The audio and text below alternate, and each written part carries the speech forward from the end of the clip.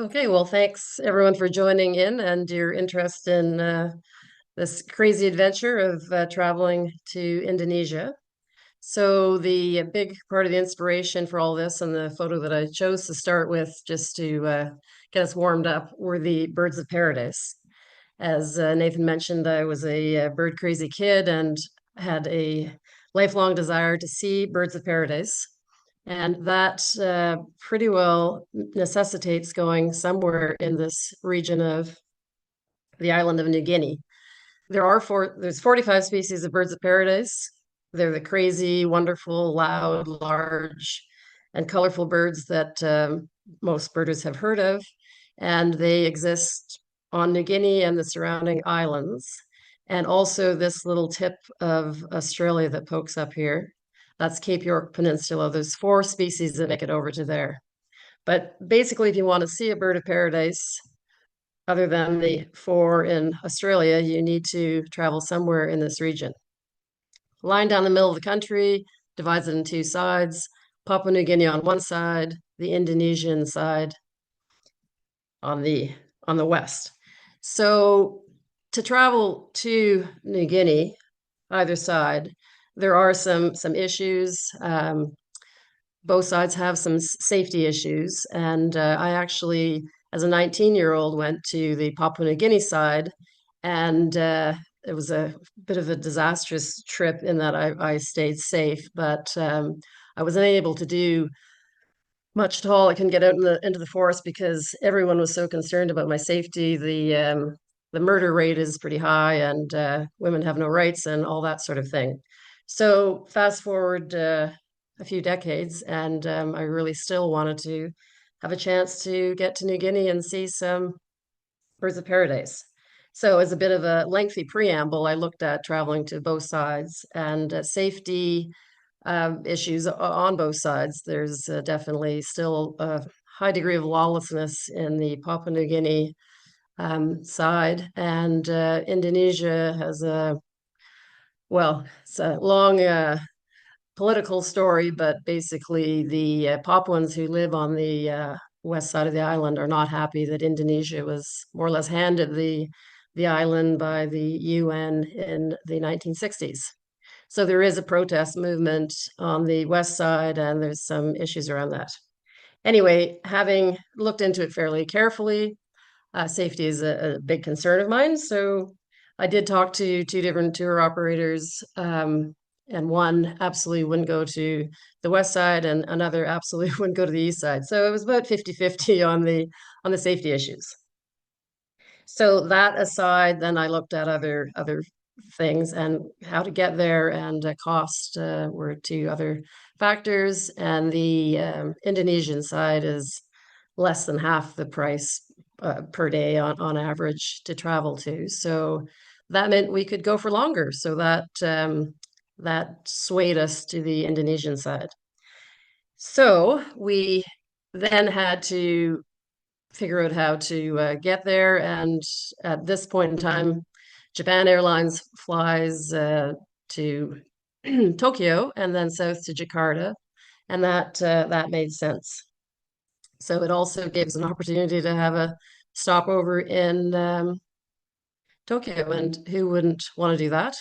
So I would have to recommend, if you ever do have a chance and you're traveling in Asia and Tokyo makes sense as a stopover, it's a beautiful place to spend a few days and get the jet lag taken care of, because from Tokyo we'll be going pretty much due south and only have about an hour of time difference. So this was the big step in terms of getting our clocks reset. The flights from Vancouver go to Narita, actually, not Tokyo itself. And it's a lovely little community close to Tokyo. So, your flight will say it's Tokyo, but it's actually the village of Narita that we're close to. And it has a lovely shrine. So we thought, there's forest around the shrine. We should go check that out. And this is the view of that same shrine from our hotel. So an airport hotel there, quite reasonable, and some terrific habitat even around the hotel. for looking for some of the forest birds that we might be able to find.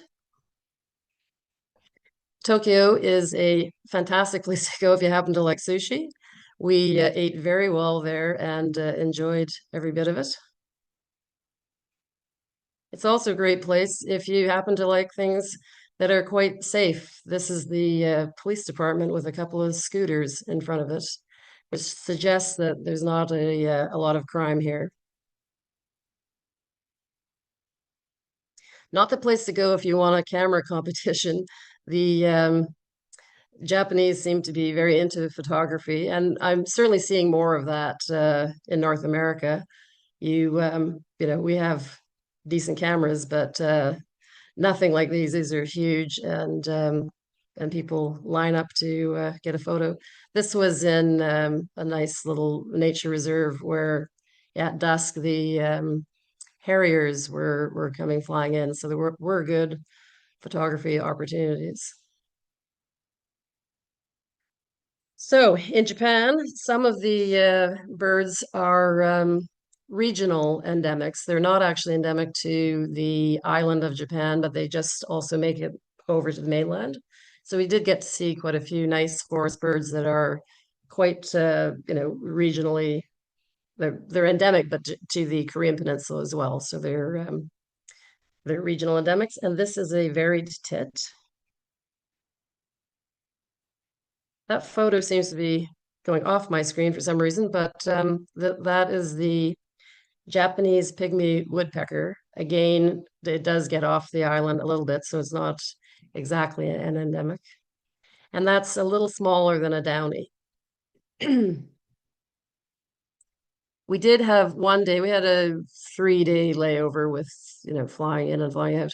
So 2 full days to play with. So we spent time in the forest and then also hired a wonderful local guide who took us out to the countryside. And in very short order, we were in lotus fields that had a lot of really great qualities for shorebirds. These are sharp-tailed sandpipers, and that's a fairly rare bird there. Our guide was quite excited to find these, as we are excited to find them when they do show up in our area.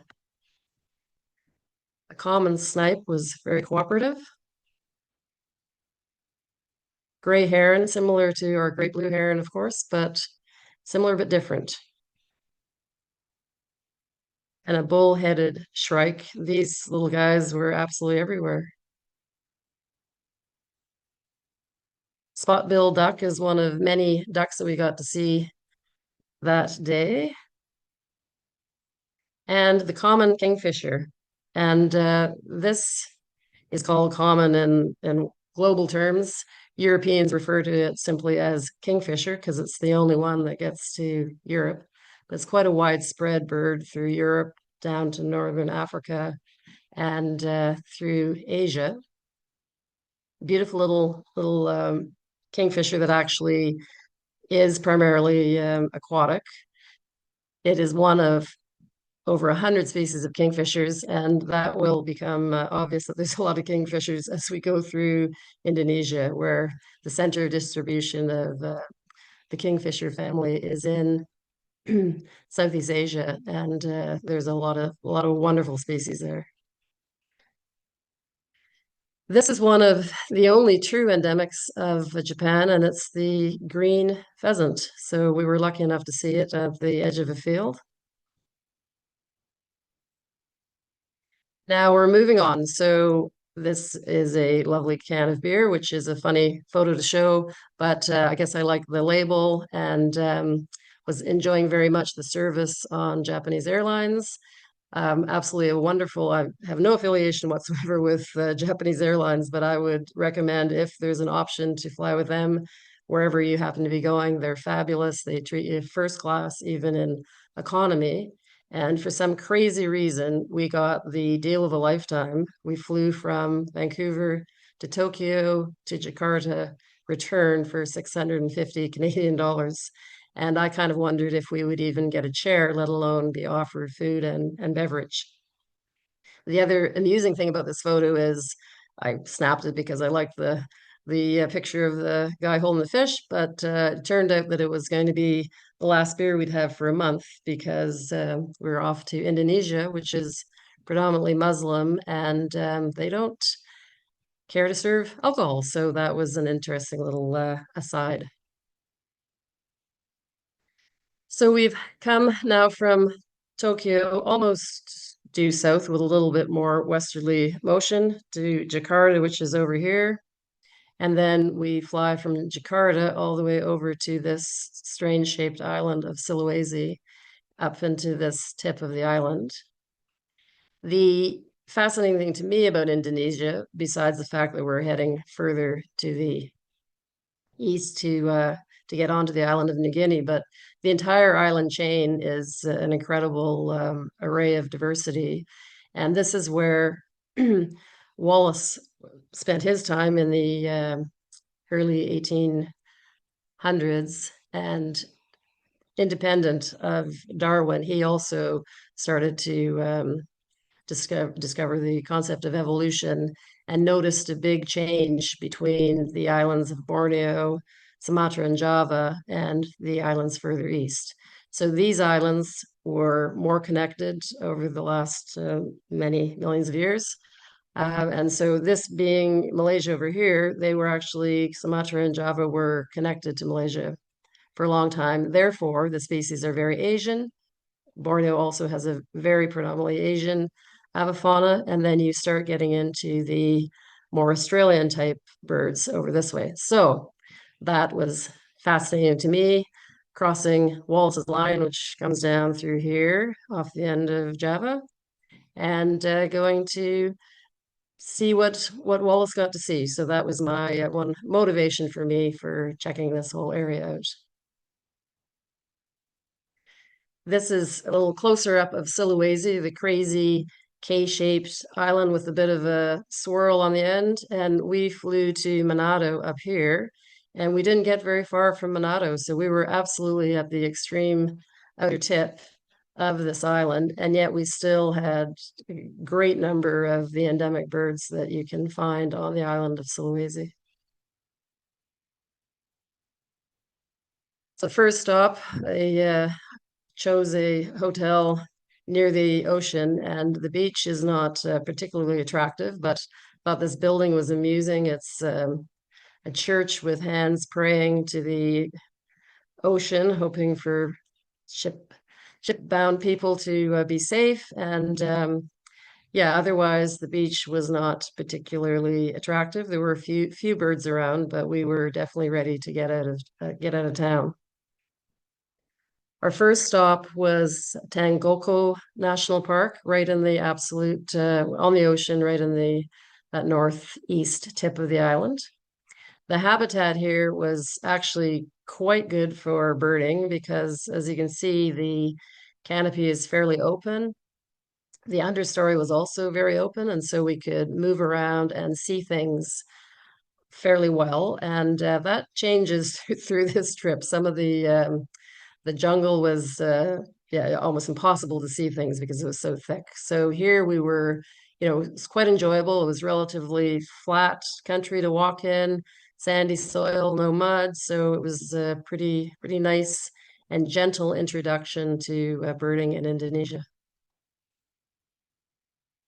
So I knew that Wallace was my hero, but I was quite amazed and impressed to find a statue of the fellow in Tangoko Park, which he, in fact, did spend some time in that park learning what he was there to learn about, all the diversity of species. He collected in his career 125,000 specimens or something like that, and he also in his work was he's a little younger than Darwin, but he pushed Darwin basically, from my understanding of the history of it all.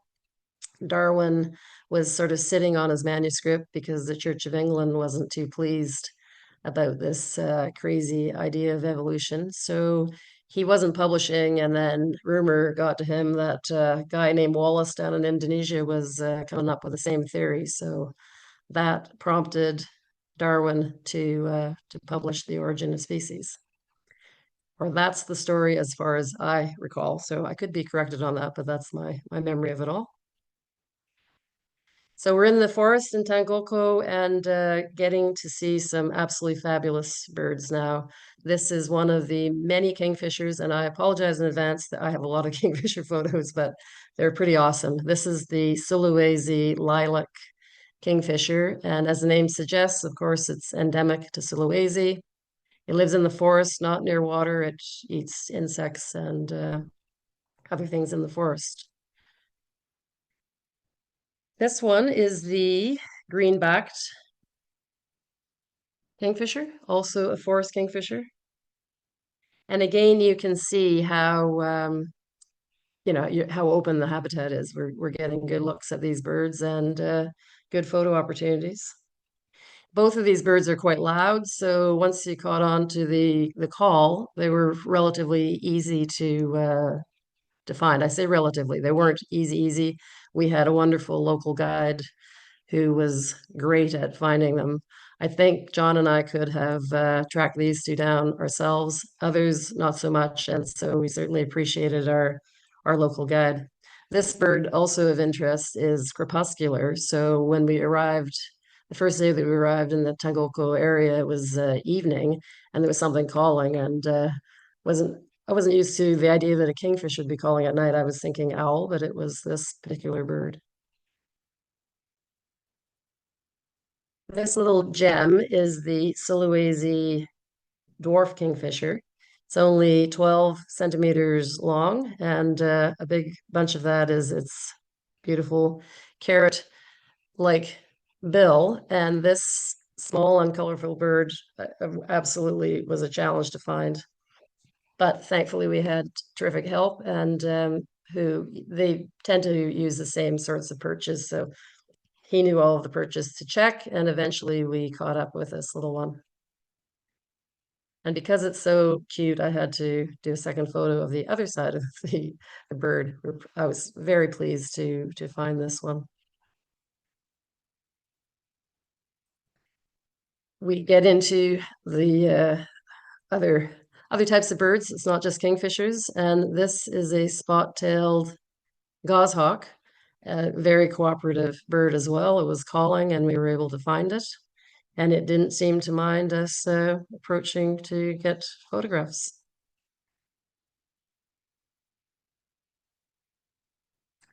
This is the ochre-bellied bluebook who was roosting in the forest. There's another one or two that were over here, but it's a little family group roosting. This is a juvenile Sulawesi hawk eagle. And as you can see by the open beak, it was screaming its head off. So that was handy. We managed to track this one down.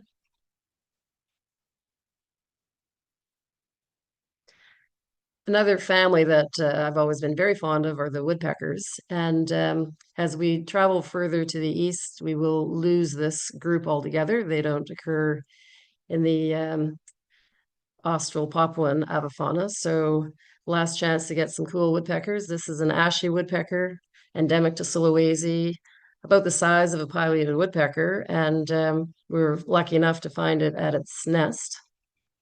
I just did a little review of the biology of these guys, and like most of the birds in Sulawesi, very little is known about it. And there was one nest described, and I thought, oh boy, we should have measured this tree and entered this data. We did enter it as a breeding record, but it's quite fascinating or amazing to me how little is known about so many of these birds.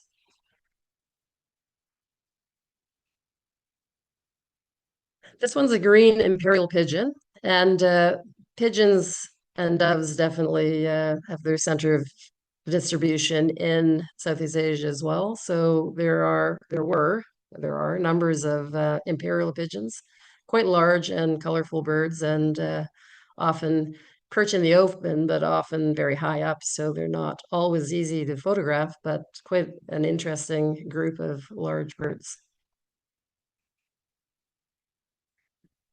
The rusty back thrush was hopping around on the forest floor in Tangoko, and again, very fortunate that it's helpful that the habitat is so open that you can actually get a chance to see some of these things.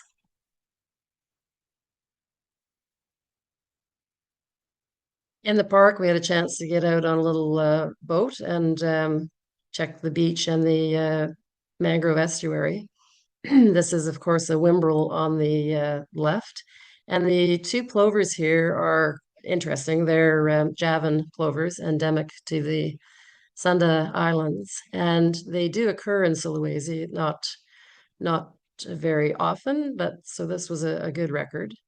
They're similar to Kentish plover, which is quite a bit more widespread and migratory, but these are resident and a little bit of difference. They're redder on the face and have paler legs, but not a huge difference. So I submitted this record, and I'm interested to see if the opinion is different with the reviewers. But so far, no one has said that.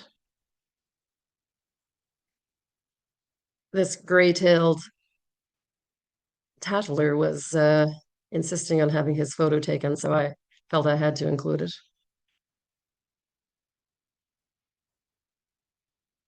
Another kingfisher. What a surprise. This is a great billed kingfisher and also an actual kingfisher. It's here in the mangroves looking for fish. There were a few mammals to be seen. This is the smallest fruit bat I've ever come across. It was only maybe 3 inches tall and cute little thing. And speaking of small, this is the smallest primate. These are about the size of a football, if even that. Um, they're nocturnal, hence the huge eyes. A little family group was actually sitting, looking out of their hole during the day, which is unusual, but it was a bit, I guess it was a bit overcast, and they felt safe to come out because normally they're hidden entirely during the day. They're endemic, this species is endemic to Sulawesi, and there are a couple of other species on the southern Philippine Islands and in Sumatra and Java. And that's the extent of their distribution as a family. This is the crested black macaque, also endemic to Sulawesi. And monkeys are, to me, always interesting and entertaining, and a little bit concerning because these guys were not shy at all, and they traveled in large troops, and you want to be a bit cautious around them, but they didn't really bother us. They were a bit curious about us, and were interesting to see. There's 4 troops that live in the park, and there was a researcher following one of the troops we ran into one day, which would be a fun job for a young biologist. But yeah, they're always entertaining. This guy was entertained by us and thought that he'd check out our chair. He couldn't quite figure out how to use the chair, but he was given it a bit of a good shot. And then John was pleased that he eventually left and John got his chair back. From Tankoko, we went to higher ground. This is a park that's about 1,000 meters. And this was also relatively easy birding. We did a fair bit of roadside birding and a little bit of a walk into the woods. So we're getting kind of lazy at this part of the trip. The big ticket item here was the Sulawesi pitta, and this is a group of passerines. I think there's about 45 species globally, lots of them in Southeast Asia, and they are absolutely spectacular. They're also loud, and you can hear them walking through the forest, and they are nearly impossible to see, which is shocking because they're brilliantly colored, and you would think that a bird like this would stand out. But many, many times throughout the trip, we were in places where I could hear lots of pittas and not see them. So this chap came out to be photographed at a feeding station. And if you have moral issues about feeding birds and think that you shouldn't, well, there's arguments for and against for sure. This particular bird you would never get to see or have such a great opportunity to photograph without the feeding station. So I have to admit, John and I enjoyed this little guy, and it was hard to not take a couple hundred pictures each, but I won't show them all to you. This is just one more, and now we'll have to move on. But I truly do love pittas and having an opportunity to see them this well. So now that we're in the Highlands, we're in a different kingbird, uh, kingfisher habitat. This bird basically replaces the greenback kingfisher at higher elevation, and it's the scaly kingfisher. And this is another bird that would never in a million years have found it without local knowledge. And so we had a local guide who knew where he perches, and therefore we were able to find it. And that was quite a treat. This is one of the multitudes of fruit doves that are in Southeast Asia. And specifically, there's multitudes in Indonesia. This one, however, is quite widespread. It's the superb fruit dove that is also found all the way through to Australia. So that was kind of cool, but there were lots of them here eating these berries. And although this is not a perfect photo, it was one of the few that had even a passable photo opportunity. You can get a chance to see these guys, but they tend to be quite hidden in the leaves and in quite dark, thick canopy. So to have any chance at all to get a photo was quite fun. Also in this area, the Sunda pygmy woodpecker. Um, so very similar to the Japanese, but pygmy woodpecker. And there's a couple other species that are quite similar. In this highland area, we went to a lake, Lake Linau. This sort of brownish area is all just slightly cooled from boiling, and there's boiling activity over here. So it's a volcanically active situation. And the lake, I don't know what the temperature is over here, but there were lots of terns and birds enjoying or using the lake.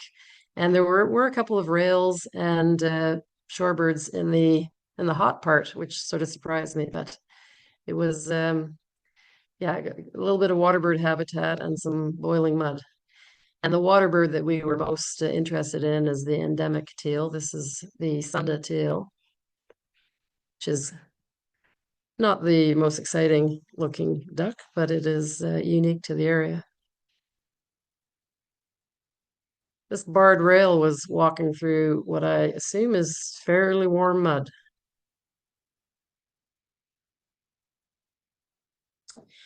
And not to miss out on one more kingfisher, this is the collared kingfisher, which is through Southeast Asia, so it is not an endemic.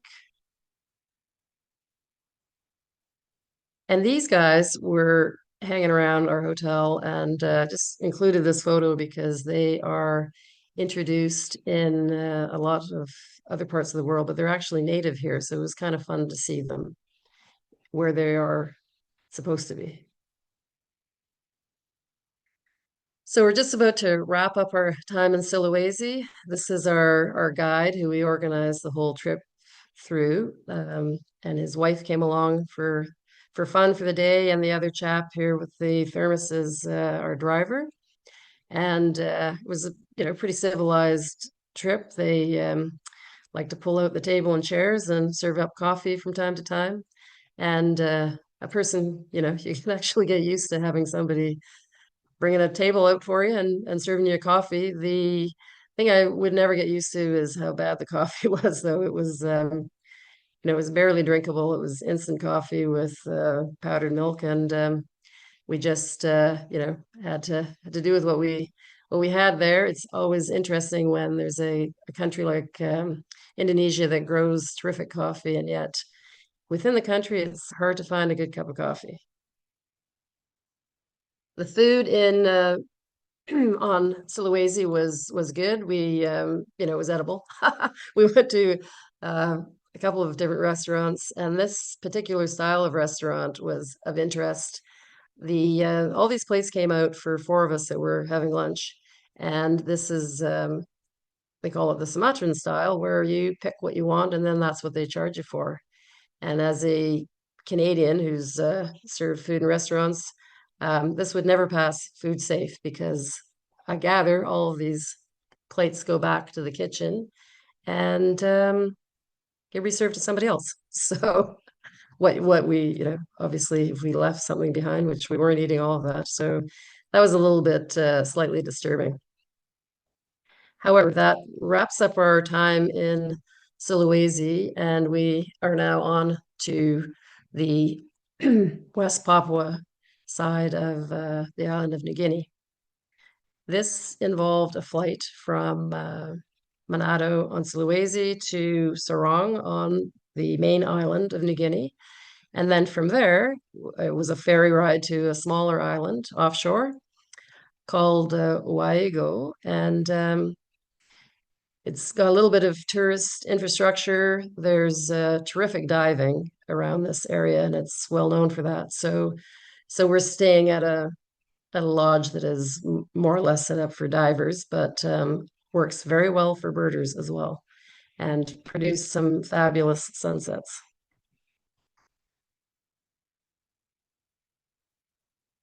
And right outside of our little cabana was a nice chance to see some whimbrels.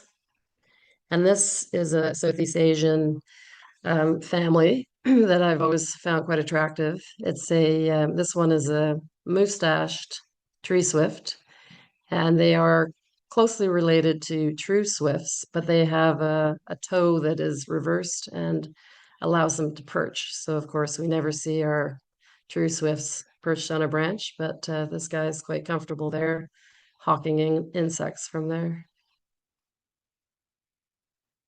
Raw Raja shell ducks outside of our cabin.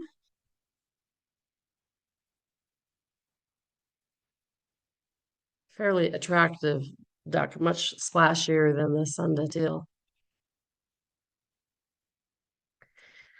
Well, this, of course, is what we were going to Wago for. This particular bird of paradise is endemic to the small island off the northwest edge of the island of New Guinea.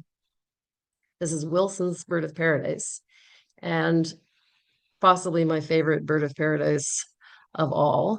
So what we have here is the boy who's got his back to us. This is his lovely bright blue, red, bald head. He's got feathers that he sticks out straight as an epaulette, and he's made his whole body shape into a triangle. On the floor, he's got two nicely curled feather shafts, and he's showing off for the girl who's up above him.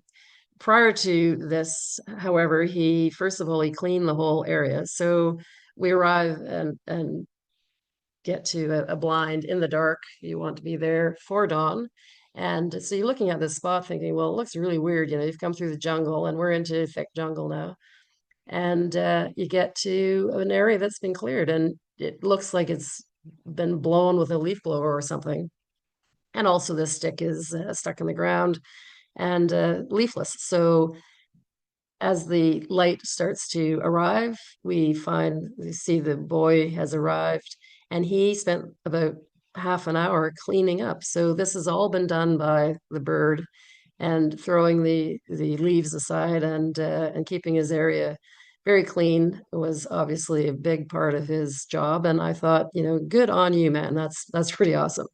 So he did this cleaning and then also calling, and eventually the girl showed up and he displayed for her with all kinds of different ways of showing off his feathers. He also can pop up his yellow set of feathers here, and this entire area comes up like a button. So it's just really unbelievably incredible to see. So that made the effort of getting to Wago worthwhile because it was a fair bit of a route march from Vancouver Island all the way to this island, several flights on a ferry, etc. But we were very happy to see this chap.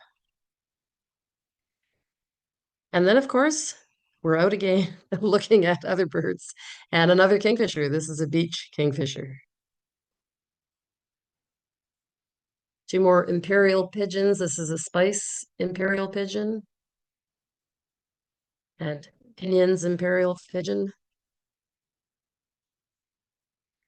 So we've left Sulawesi, of course. We're now in the New Guinea area, and it's becoming even more austral in the avifauna. And this is a sulfur crested cockatoo, which for anyone who's been to Australia or wants to go to Australia, it's a bird that I can almost guarantee. I will guarantee you will see a sulfur crested cockatoo in Australia. They're crazy, common, almost a nuisance. Some people think they are a nuisance. There's so many of them. So here we actually were quite pleased to see one. They're not common at all in New Guinea, but definitely reminds a person of Australia. Also, an Australian family. This is a honey eater, the mimic honey eater. Hard to get good photos of, so this is not perfect, but there's a whole group of olivey green honey eaters with a little yellow dot or teardrop or other shape behind their eyes. So very much like birds that you can see in Australia. And the hooded butcher bird, also an Australian family. And this is a lowland pelltop, which is in the butcher bird family as well. Both the hooded and this one are endemic to the island of New Guinea, but that's sort of the relationship of the that I find quite fascinating how similar the avifauna is to Australia.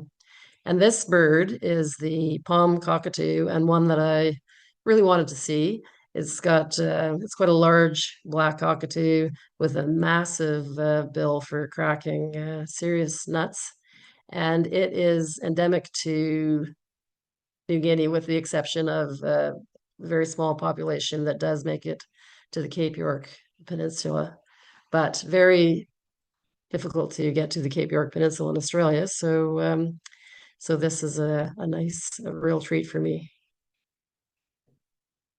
The Eclectus parrot is another bird that just barely makes it into the tip of the Cape York Peninsula. So it's a good one to see in New Guinea. And I find anything bright red like this quite spectacular. And this bird was actually quite common. Still keeping some of the Asian influence, this is Blythe's hornbill, and the only hornbill on New Guinea, I believe. And as you go further west, there's like Borneo, etc. There's a lot of hornbills. So as you travel to the east, you lose the Asian influence, and this is one of the last. Well, it's the only hornbill on the island. So that was day one on Wago. Day two, we're back to another climb uphill. It seems that all birds of paradise, their leks tend to be uphill. And this was another slog up a hill. And this is the red bird of paradise, also endemic to this small island. Um, Pretty amazing to be able to get to the island and see this guy. And this bird, like the others, and basically all of New Guinea is private land. So we had to have our guide approach a landowner, and the landowner allowed us to go see the lek of the red bird of paradise. And it's a seems to be the only way for conservation of these things is to have the landowners appreciate that if they protect them, crazy people like us will pay to go and see them. There's no national parks in New Guinea, and yeah, it's all private land. So as a totally independent person, it would be impossible to get to see these things. You absolutely have to have permission from a landowner. So that's where the guide really well, it's was mandatory for us. This is fairly large bird with a long tail, and then he also has this extra big long streamy thing. And he was doing quite a lot of jumping around and showing off, and put on a great performance for us. back to kingfishers. This is a hook-billed kingfisher and a red-breasted kookaburra and a yellow-billed kingfisher. So our day ratio so far is one bird of paradise to three kingfishers, which tells you there's a lot of kingfishers in this part of the world. This is a familiar face for some of us. We don't see it as often as we'd like to, but Pacific golden plover is an exciting bird for us to see on Vancouver Island, but it was quite common there, standing on the edge of a soccer field.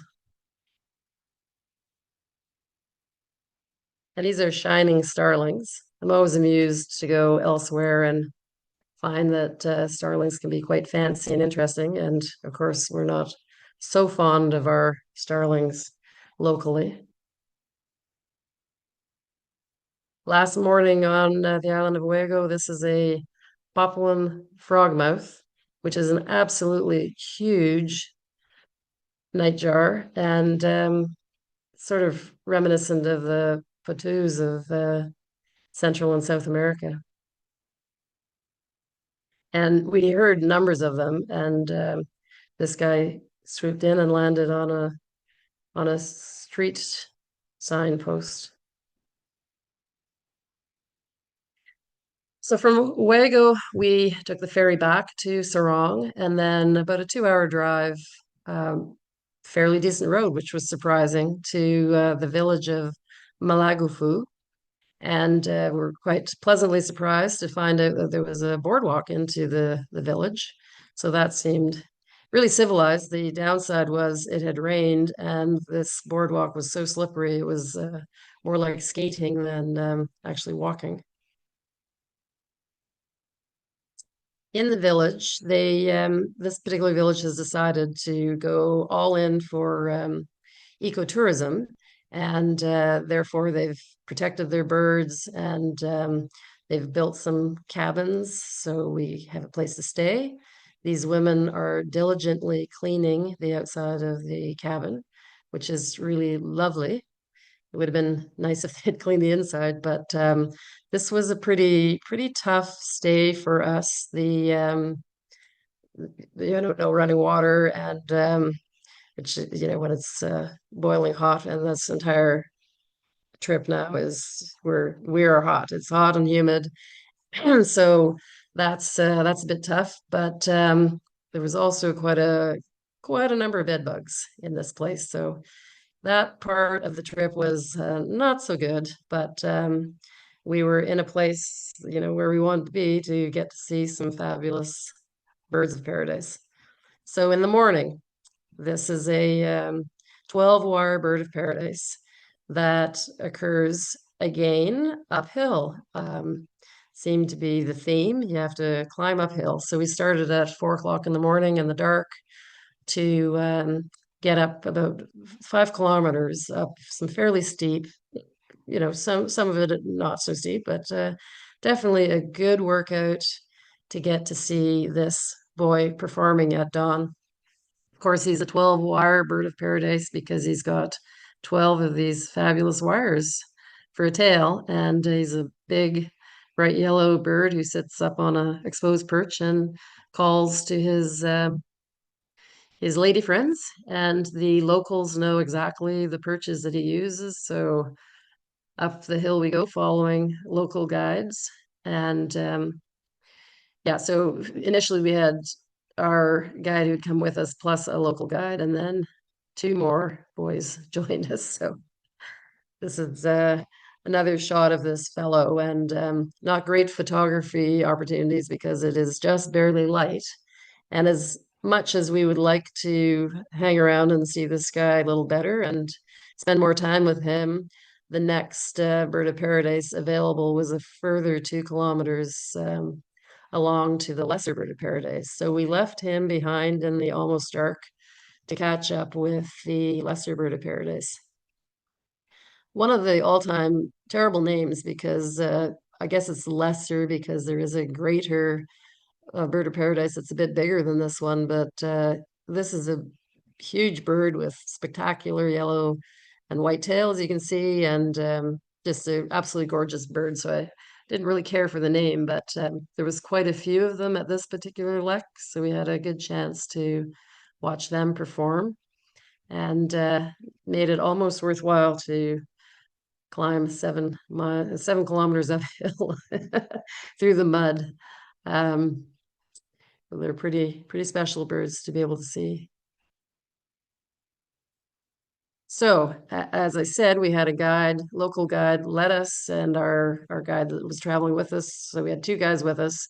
And then, lo and behold, two more guys showed up, and they carried food, plates, chairs, tables, the biggest and heaviest thermos of coffee I've ever seen. Just absolutely crazy. And yeah, we found it pretty challenging just doing the hike. In given the heat and humidity, even at 4 o'clock in the morning, it's still very warm, and 99% humidity, I would imagine. It's this was one of the more difficult birding days I've ever done. And these two young lads carried all of this stuff for us. And you'll note that we have hiking boots, and our pants are tucked into our socks because of the leeches. Same, you wear your long sleeves and be careful around your wrists and stuff, watching out for leeches. And this chap in the middle is barefoot, and the other guy's got shorts on, like they're not worried about it. But there were a few leeches. I know that, well, I don't know of any diseases that they carry, but it's not a particularly pleasant thing to have a leech attached to you and cause you to bleed. The anticoagulant works quite well, so it's hard to stop the bleeding and whatnot. But anyway, they weren't worried about it. The guy in the middle, wonderful Andreas, he also, besides carrying all this stuff for us, was carrying a bird book and studying it whenever he could. And he hopes to become a bird guide, and I do hope that he carries on and achieves that goal. So one last bird of paradise for the day. We caught up with the king bird of paradise, and I'm not sure if my full screen and your full screen are the same because this is cutting off this guy's head. But anyway, cute little, this is on the other end of the spectrum, a very small little bird, bright red, bright orange legs, which are crazy, and a couple of spikes coming out for a tail. So that's a three bird of paradise morning. And then of course, we have to have another couple of new kingfishers. And this one is, I believe, the red-bellied kingfisher.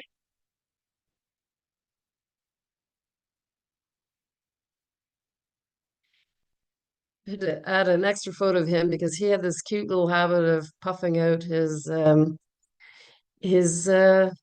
rump feathers, which I thought was quite sweet. Another morning and another bird blind. So this is a little makeshift blind where we're going to sit in here and watch for the rifle bird that has a lek near here.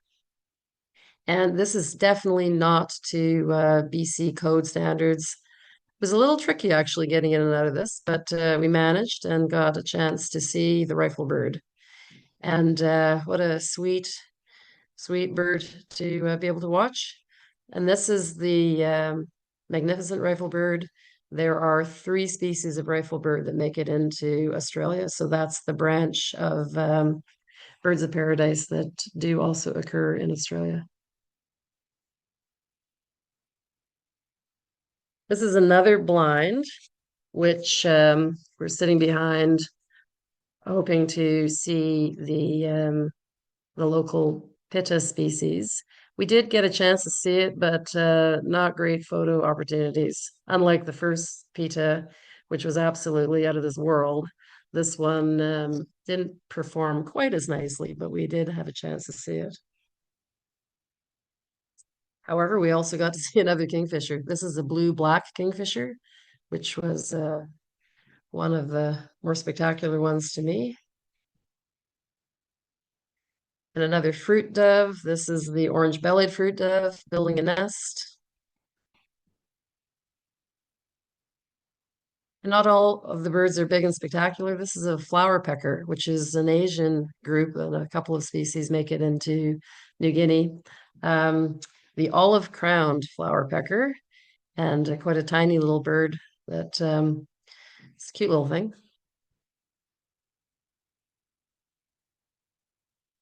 And again, not everything's spectacular. This is a brown oriole, which was singing away, and we're actually in a bit of a rainstorm here. So it's kind of interested to hear this one singing regardless. And leaving Malagufu, this chap in the middle was the main bird guide for Malagufu, and quite good at his job. And Andreas and the other chap were his assistants. So we had the three guys, local guides, and also our guide Harmon, who was traveling with us. So we were very well looked after, and the guides that we've encountered in Southeast Asia, they really try hard, and we're quite pleased that they can make a living from bird watching. So they are inspired, we hope, to continue to protect these birds. We drove back to Sarong and spent an afternoon in the mangroves. Just we were able to walk down a road to get views from the bridge of the mangroves. This guy's got a little bit of a dugout canoe, and I think he's hauling some coral for construction, was the story. And of course, mangroves are fabulous habitats for a whole other array of species. And wouldn't you guess it, another kingfisher. This is a little kingfisher, which is actually smaller than the dwarf kingfisher. Just a tiny little thing.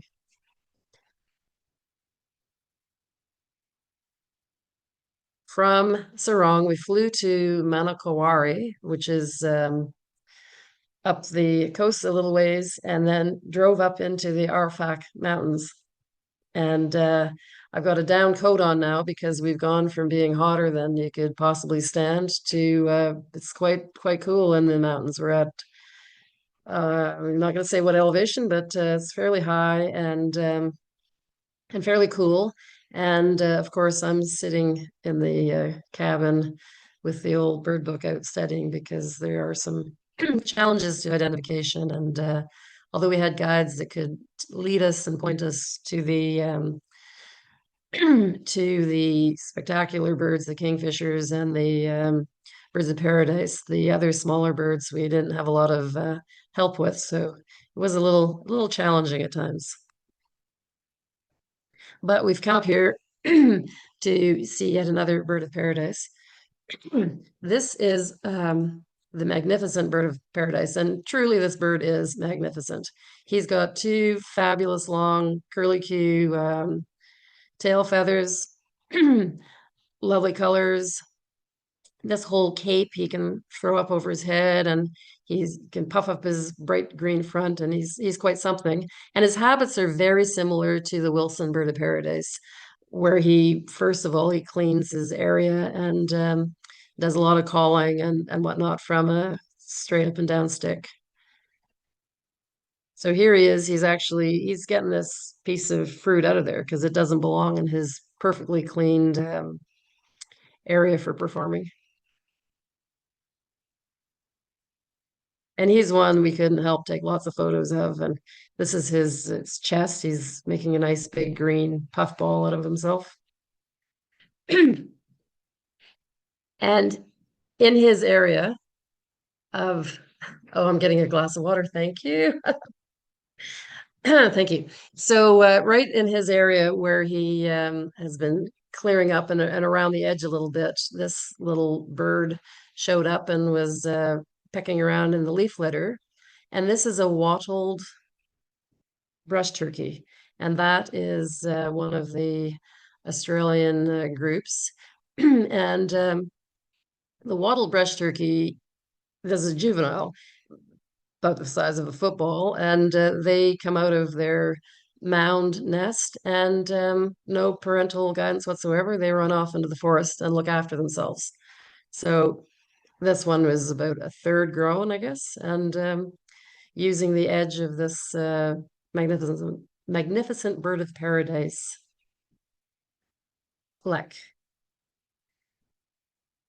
This guy's got quite the name, Vogelkop laforina, another bird of paradise, and Vogelkop being the peninsula name, so that's an endemic to this area. And laforina is the genus name, which they've calling it that instead of bird of paradise. This is a black-billed sicklebill, one of the larger birds of paradise. And a female western parotia. The male does quite a crazy dance, and we didn't get to see that when he had finished performing by this time in the season. So we're at a hide with a bird feeder. This is a big piece of fruit that these birds have come in for. And yeah, the season we were sort of pushing the edge of it because of what worked better for us. But a lot of the bird tours, well, any of the commercial bird tours that I've seen go earlier in the year. And, I knew that, but I like to go away in November. So we're late in the season. And that's one bird that we missed seeing the performance, but we saw all the rest of the target birds of paradise and, performing. So, and, I thought we did okay. The weather was, we had a couple of rainy days, but not so much rain that we were put off entirely. So it worked out okay. In general, it would be probably wise to plan to go a little earlier in the year to have a better shot at seeing some of these things, but we got lucky. This is a very large member of the cuckoo family. It's a Pacific coel, and this is the female. She, I think, is more spectacular than the male. He's just plain black, but she's got quite a nice pattern. And then we have a tiny little cuckoo. This is a rufous-faced bronze cuckoo, if I remember rightly. Rufous-throated bronze cuckoo.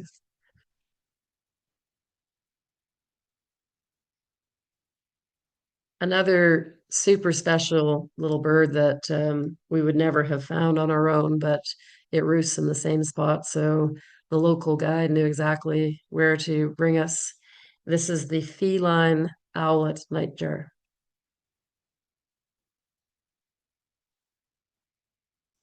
Back at our cabin up in the Arfak Mountains, we have here some kids doing what kids like to do, and the men standing around talking with their hands in the pockets.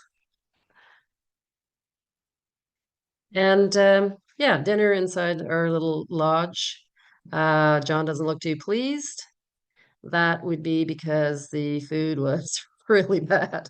So yeah, this is definitely not a culinary trip.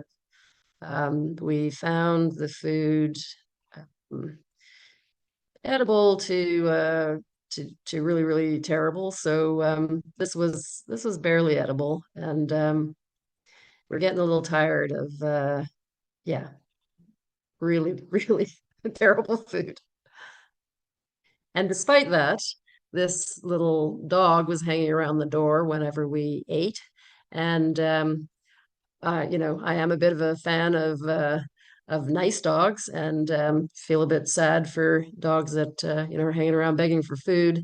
But I thought, well, this is an odd little dog. Its lips are kind of curled because it's actually making a very strange, what you might call a singing sound. And I sort of vaguely recall that there was a singing dog in New Guinea. And so sure enough, when we got back where I could do a little research.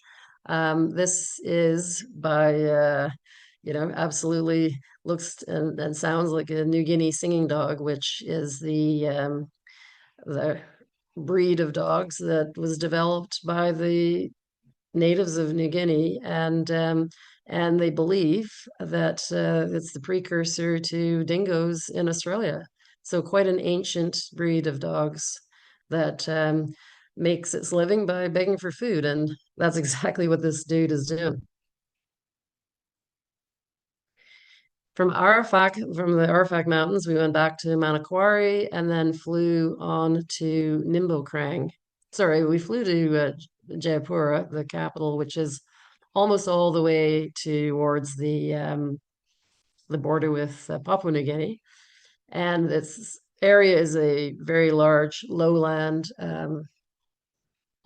forest, so some different species again. And here we are looking at another wonderful kingfisher. This is the common paradise kingfisher, I want to say, I believe. Yes, common paradise kingfisher. It also is a forest kingfisher, so it is not requiring water, but will come in for a few mealyworms. And this is at a feeding station, and so great photography opportunities with this guy. Another fruit dove. This one is the coroneted fruit dove. And another pitta, also at a feeding station. This is the eastern hooded pitta.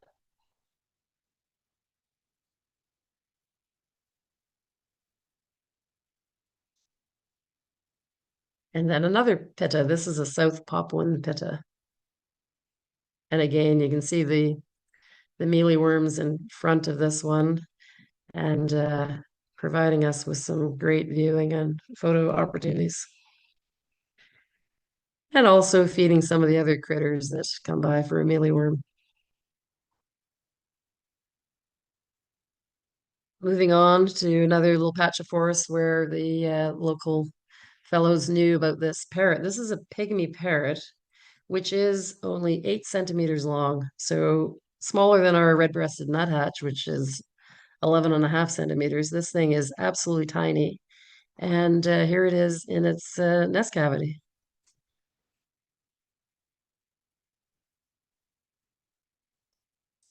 A fairly common roadside bird. This is a lesser black cuckoo, one of the members of the cuckoo family, but not a parasitic cuckoo.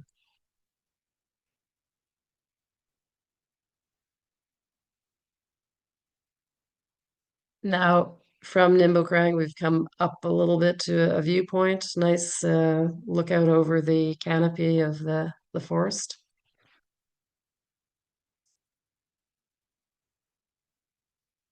And then we left Nimbokrang. So we flew then from Nimbokrang to Biak Island, which is a small island in the bay above the Bird's Head end of the New Guinea island. Um, Gilvink is the name of the bay, and Biak Island is out in that bay. It's a fairly deep water base, so the connection between Biak and New Guinea has been it has not been connected for a long time. And Biak, therefore, has some endemic birds, and in fact, the highest degree of endemism of any island in Indonesia. So naturally, we had to go there. Um, there's a decent hotel there, which was quite a pleasant change, quite a comfortable hotel. And this charming chap actually carved the traditional boat that is behind him. And when we arrived, he was busy arranging the carving. I gather that the hotel had commissioned him to do this work. And then he also, said, "Hello, I'm your bird guide." So he has more than one job, and one of the places he guided us to was his farm where he grows food for market. So he has three jobs, but he was a super wonderful guy to spend time with, and really worked so hard to try to find every single endemic on Back Island to the point that John and I were utterly exhausted. So this is one of the endemics. It's a triller, the Biak triller, golden monarch. and the lorikeets, whose name escapes me at this moment, but very much like rainbow lorikeets, but they are not rainbow lorikeets. They're closely related, but an endemic as well. So here we are again with three guys looking after us and bringing out a table and chairs and some coffee. And was quite, we were feeling quite spoiled. The guy leaning in the back of the car is he runs this little company, so he's organizing everything. The guy on the left is a protection, basically. He stays back with the car and looks after things, and also pulls a table out when it's time for a coffee break. So we were at this point waiting for nightfall, and we're hoping to get the Bayak Scott owl. And yes, we did manage to get to see these guys, which was pretty awesome. The next day, we got out to a different part of the island where there was a wetland and some interesting wetland species, including spotted whistling duck. These are fairly widespread, but a nice duck to see. And this was one that I really wanted to see. I just think it's a crazy looking bird. I think of it as the fried egg bird, but it's the geelvink fruit dove, geelvink being the name of the bay that these islands are in. So that is an endemic. And with that, we leave Black Island. By this point, we're getting pretty exhausted, and it's a bit of a marathon trip, and so is the slideshow. So we're almost there, though. We flew from Back Island to Jakarta, and couldn't help but spend a bit of time on that side of Wallace's line to see some more Asian species. So here we are arriving in the Jakarta airport and being greeted by a mobile of paper mache bald eagles. I cannot explain that, but I was kind of amused that they would choose to make a mobile of bald eagles. Now we have gone from Jakarta, a bit of a late night drive, so the traffic wasn't too bad, although it wasn't great. And we've come up to a park in the hills, and this is a Javan tessia. Tessias are a family from the Asian side of things, so we're back into a more Asian avifauna. This is a scaled thrush and collecting nest material, so we enjoyed watching that one. This is a Sundan minivet, and minivet again is a very Asian group. They're always, maybe not always, but most of them are some form of red and black, quite attractive birds. These are roosting in the day, Salvadori's nightjar. And there's that same species at night landed on the road.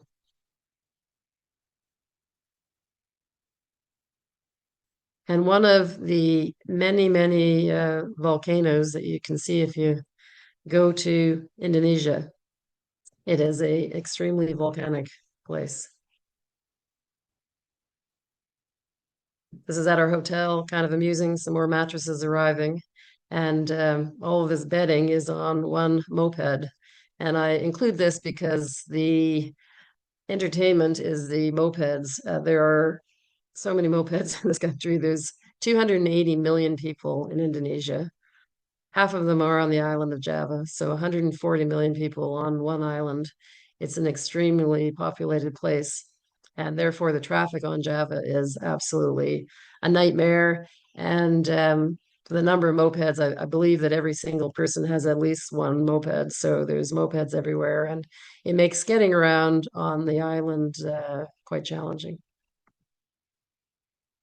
We went from this Highland Park to a different park and got to see near a waterfall This is another Asian group of the forktail is the group, and these are Sundan forktails, so endemic to the Sunda Islands. This is one of many bulbuls. Again, the Asian side of the avifauna has a lot of bulbuls. This is orange spotted bulbul, quite well named for the dots by its bill. And what was interesting to me, besides the fact that like seeing bulbuls, the Javan list on eBird, this bird and so many others are listed as sensitive. And it really made me think, okay, well, here we have a couple of owl species that come up as sensitive, and maybe a couple of other species, but in Java, almost half of the birds are sensitive because people do like to catch them to keep in cages, and bulbuls are one of the ones that they like to cage. So the eBird reporting there is kind of interesting because not much of it goes public. This little bird is a ground-dwelling pygmy cupwing. And a terrible picture of a flame-fronted barbet, but again, the barbet group we lost entirely on the New Guinea side, and there are barbets in the Asian avifauna. These are three guides, which was kind of amusing because we hired the fellow on the left to show us around the parks of Java. We had 4 days in total, and he brought along two other guides, so we got three for the price of one. But these guys like birding together, and that's all great. Um, the guy in the middle was a really good spotter, and all very nice guys. And we had two vehicles. They drove their own vehicles, so that adds extra security and whatnot. But the downside is that they were competing with each other using call playback, and just about was making us crazy because they couldn't stop using the call of every bird that they ever thought they wanted to call in. So that part was a little bit frustrating, but otherwise, all in all, good guys, and yeah, they got us out to the parks and knew where to look for things. So our last day, we are about to wrap up here. This is the last day was a boat trip out of Jakarta Harbor. It's a couple of special things to see out there, and we can never resist going on a boat trip because we enjoy that. But this is in the harbor, and it's smoggy. It is really, really smoggy. This structure is a fishing platform that people come out and climb up on and fish off of. And there were lots of those out there, so made kind of interesting things to look at on the way. But the smog was unbelievably bad. Our target reason for, the primary reason for going out there, quite a long ways out to a bunch of bamboo that's part of a fishing structure that these birds are known to perch on, and it's the Christmas Island frigate bird. And one of the only places other than Christmas Island where they breed is the only place that's known for them to roost. So that was kind of a cool thing. Now, there's more than one Christmas Island. We had a bit of confusion over that because John knows of a Christmas Island that's south of Hawaii, and kind of didn't make sense that the breeding birds from there were coming here. And anyway, it turns out, I guess, more than one island was discovered on Christmas Day, and therefore more than one is named Christmas Island. These birds breed on the Christmas Island that's off of Western Australia. While we're out on the boat, we had a look at a lot of shoreline and also different little islets. And this, sadly, is referred to as Garbage Island, which was just a big pile of garbage and some other flotsam. But it was known to our guide as a spot that odd things sometimes showed up other than garbage. And indeed, in the middle, the bird right in the middle is a little curlew. And our guide was over the moon excited about that. It was his first record of one in Indonesia, so that was exciting for him. And horribly depressing for me to see this much garbage, and it's just really kind of a sad situation. This is a milky stork, which is quite a rare bird. And again, you can see the smog. We're not far from the buildings there, but they're kind of blurry from the haze of the smog. And this will wrap up the slideshow with this monitor lizard, about a 6 foot long lizard on the edge of the estuary of Jakarta, and he's kind of sticking his tongue out at the amount of garbage that's in his habitat. And I'm very fond of lizards. I thought it was great seeing these huge lizards, and there were a number of them along this estuary edge. And just regret that he's got to live in this amount of garbage. And so that's his opinion on the whole thing. Tongues sticking out about garbage. And that's the end of the slideshow. Thank you for bearing with me.